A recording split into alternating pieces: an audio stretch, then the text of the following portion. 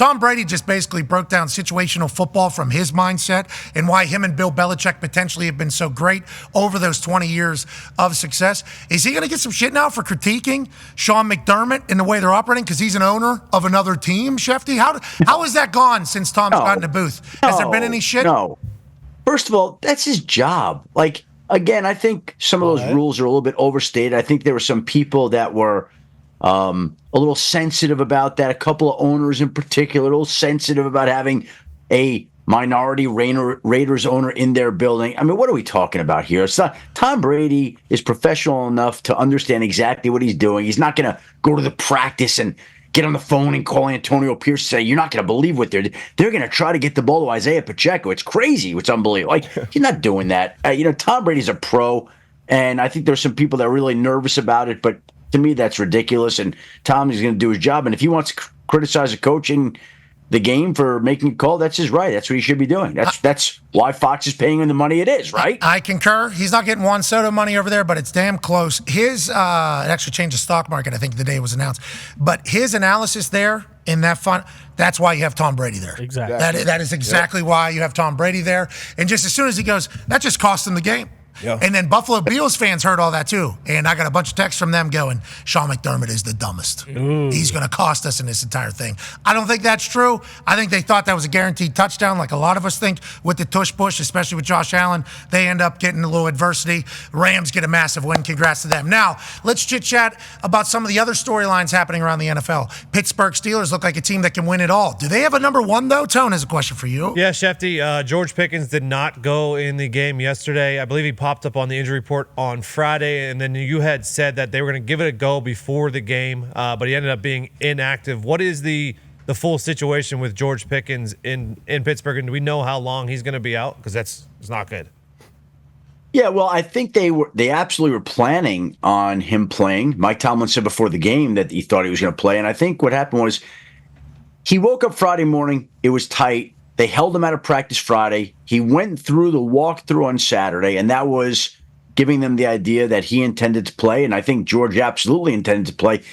And then they met as a team before the game, and ultimately, I guess, medical people prevailed there and like, you know what? Let's take the long-term view here. Let's make sure we're not pushing it today. Let's rest him on the hamstring.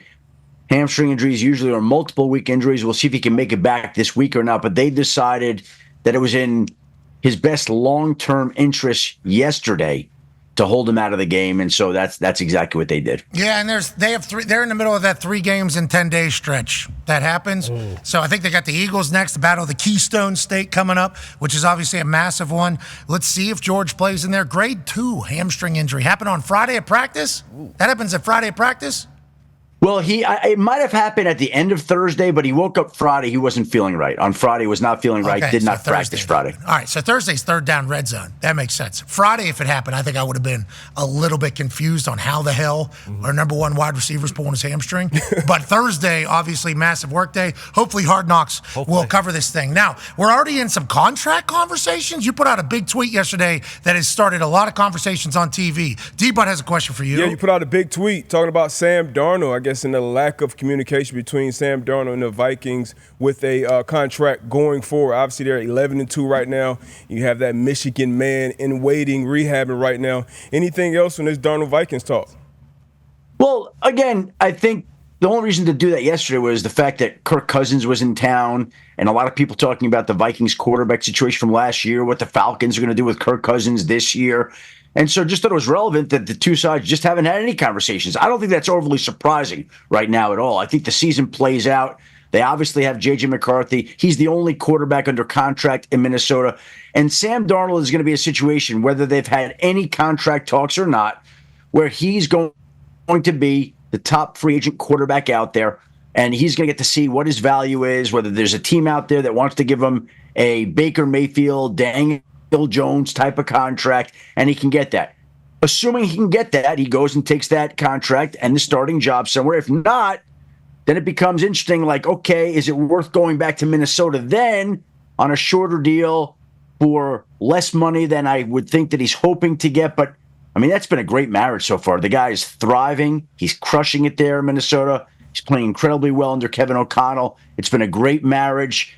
And the Vikings are going to need somebody to make sure that J.J. McCarthy's back, whether that's Daniel Jones, who they brought in here to get a feel for the organization, or whether that's Sam Darnold.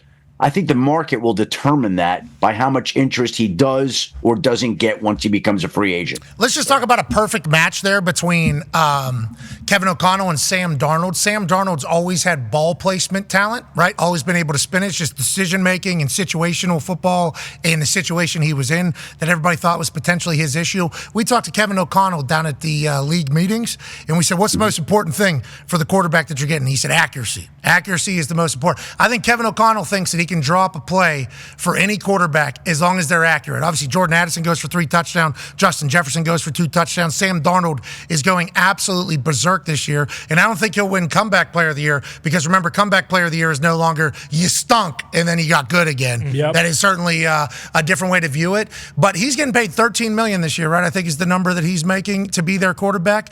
That's obviously vastly different than what he could make in this entire thing, because I just assumed that they would want him back because J.J. McCarthy, we don't know if he's in the building, not getting a rookie year here. But if you sign Sam Darnold to a 3-year deal, 2 of those being guaranteed, you have an opportunity now for J.J. to watch somebody operate. But there's a chance he gets like massive money, right?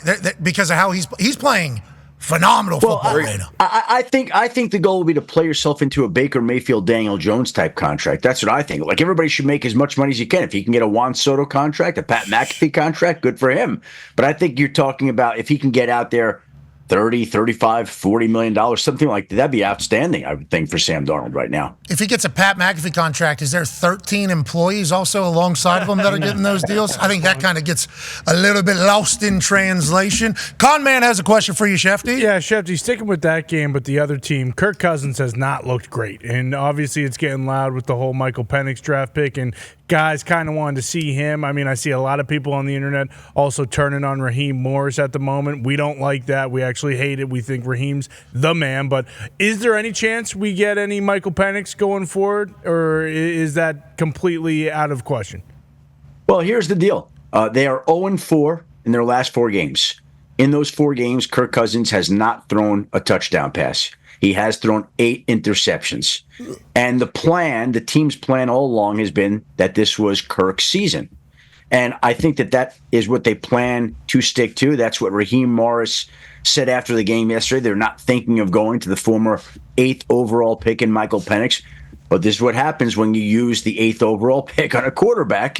People start wondering. And I think the longer the losing streak continues, the more the interceptions come, the more these questions aren't going to go away. They're just going to be there as a weekly occurrence. The only thing that makes it go away is winning, and they're not doing that right now. So it's a situation where, to me, again, unless Kirk plays better and they win, you're going to keep getting those questions. Yeah. And so he's got the whole season. That's basically what you said. That the plan was this. That's their plan. That is their plan. Okay. Now we'll see if they can hold this at bay. Right. Okay. That's the plan. Okay. So Connor also mentioned it. And by the way, go on, Kirk. Go on. You got Kirk. this. Kirk. Figure it out, Kirk. Go on, boy. Strap back in. Yeah.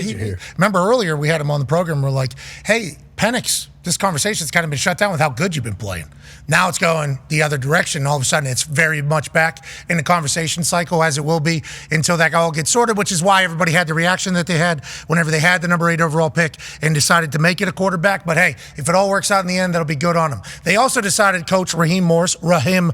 They're not saying that on the internet about him right now, obviously, but instead of Bill Belichick. Bill Belichick last week, it is announced that he is interested in the UNC job. Then there's a report that he's looking to set this up maybe for his son. Then there's a report UNC, some people are interested in Bill Belichick. Then it's like, this might be real. We all thought it was just kind of, What is this in your eyes? And is there a chance that this is a open call to NFL teams that he is very much serious about getting back into coaching? How do you kind of read this out of the whole situation?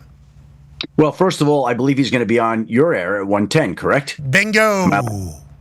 Okay, so Bill's on your show here in 32 minutes, and he will be able to best answer those questions. But from my vantage point, the talks with North Carolina are real. I understand he met with them yesterday for 5 hours. Sheesh. I don't think you spend 5 hours after days of discussions with a university if there's not something to it.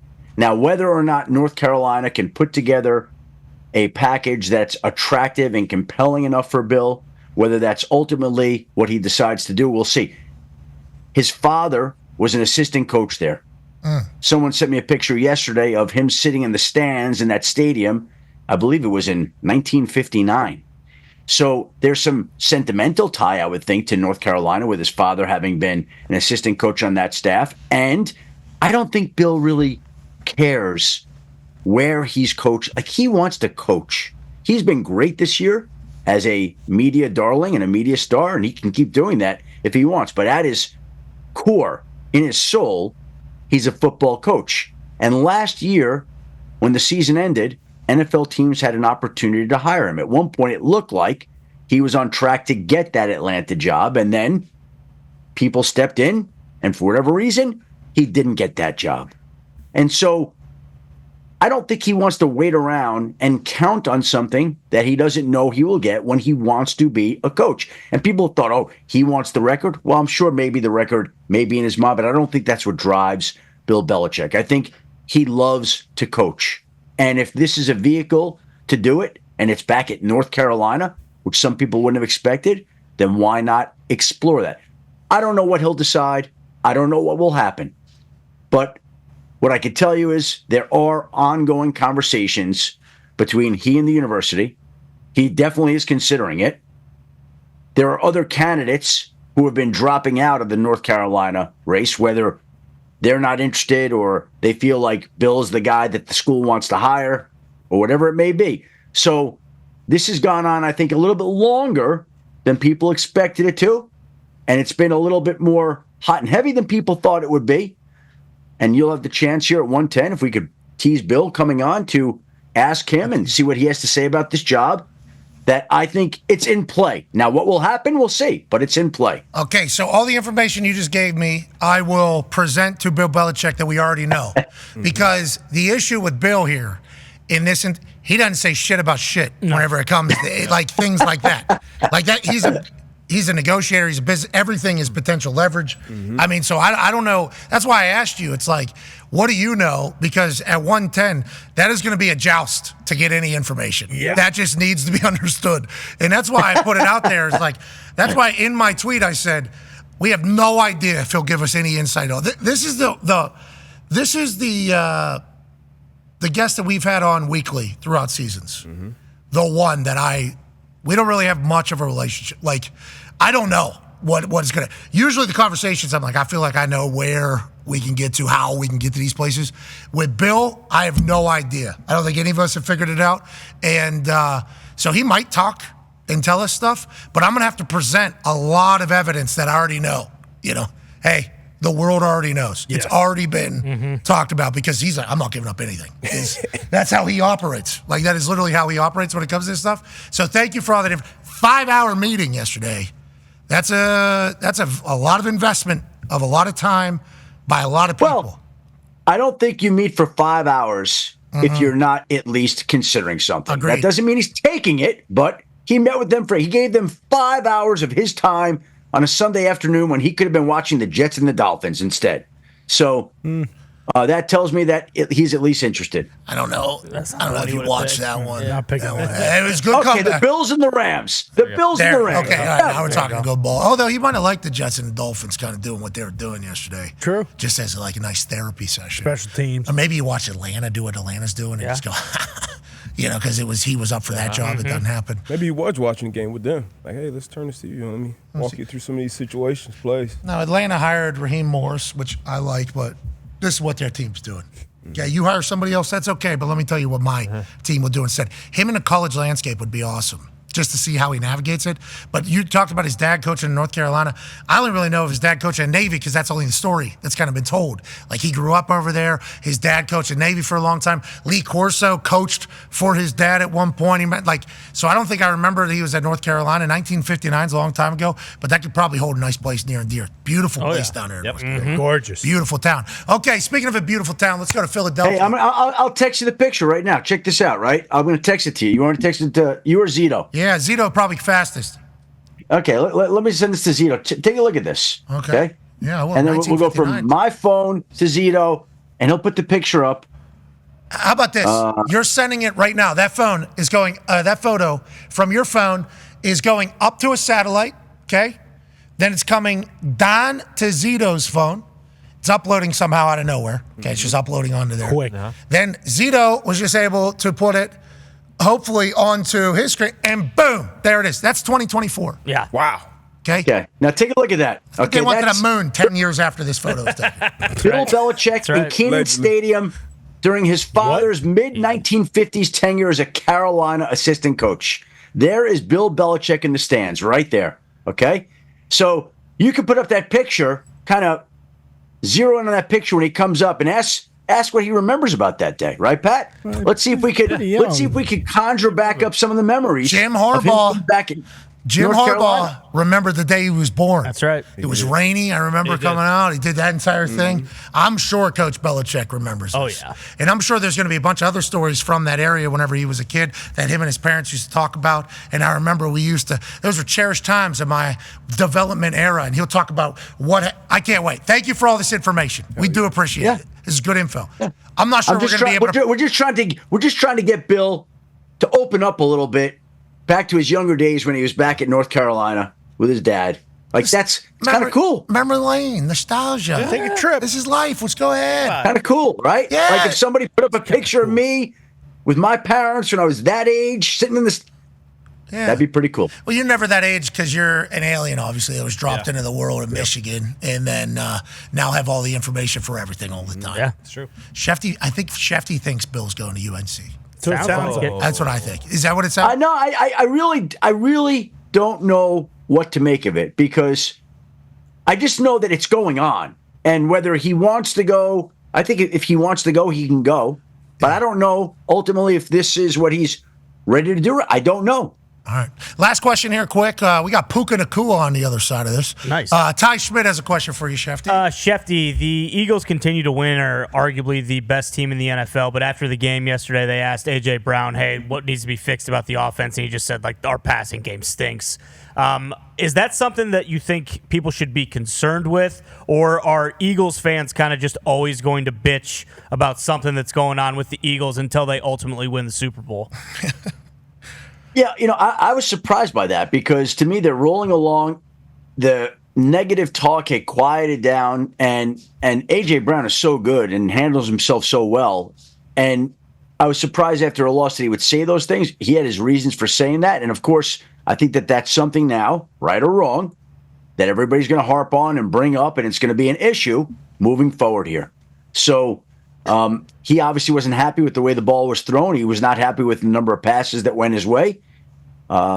Usually what is it there? What is the expression? The squeaky wheel gets the oil greased A.J. Brown's going to incoming big game for A.J. Brown next week. Watch. Okay. Can't wait to watch that. Can't wait for Jalen Hurts, to have to continue to navigate being the quarterback of the Philadelphia Eagles. And Sirianni, I'm sure, has some blame in here. No doubt. Definitely blame him. Yeah, get that guy the hell off of my TV, This guy's a question. Go ahead. So you got Puka coming up next year? Yeah, like in a minute. Yeah, you should. I'd be curious to know if he is curious, if he understands where the Rams are in the NFC West right now. Joining us now, the division. Joining us now, ladies and gentlemen, wide receiver for the Los Angeles Rams, absolute monster, Puka Naku. Yeah, What up, Oos? What's up, Bruce? How you doing? Hey, I'm great, Oos. Thanks for making the time here. I know you're on a work day. We got a Thursday night game. Schefter has a question for you, Puka. Hey, Puka, first of all, Yes, that was sir. unbelievable yesterday. Congratulations on the win and the season. But I'm curious, with all the stuff made about the NFC West, do you understand where you sit now in relation to the other teams in the NFC West? I I don't know where we sit in standings to them, but I know that we play somebody in our division on Thursday. Okay, all right, that's great. Shefty, thank you, Schefter. Thanks for the question. Hey, we won on Congratulations, Sunday. Puka. We won on